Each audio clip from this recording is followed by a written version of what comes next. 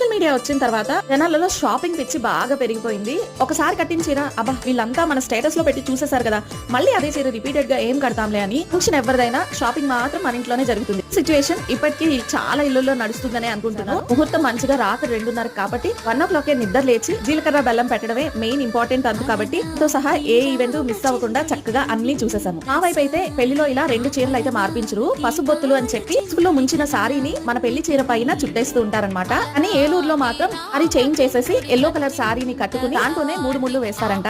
ఇలా రకరకాల ప్రాంతాలకు వెళ్తేనే కదా రకరకాల ఆచారాలను చూసి ఎక్స్పీరియన్స్ చేయగలుగుతాం. ప్రతి పెళ్లిలో ప్రతి జంటలో ఒకరు క్వైట్ ఉంటే ఇంకొకరు సూపర్ యాక్టివ్ ఉంటారు. కానీ ఈ జంట ఇద్దరు చాలా కామ్ గా ఉన్నారు. తలంబ్రాలు వేసి నుంచి బిందులో ఉంగరాలు తీసే వరకు ఇద్దరు అసలు చాలా సెటిల్డ్ గా ఉన్నారు. అండ్ మా తమ్ముడు ఏం చేస్తున్నాడు అంటే గారికి మేము తీసుకున్న చైన్ అయితే వేస్తున్నాడు అనమాట పెళ్లి కానుకగా. సో మొత్తానికి పెళ్లి అయితే సంతోషంగా జరిగిపోయింది. నెక్స్ట్ తునిలో జరగబోయే రిసెప్షన్ మినీ వ్లాగ్ లో కలుద్దాం. అంతవరకు బాయ్ గాయ్స్.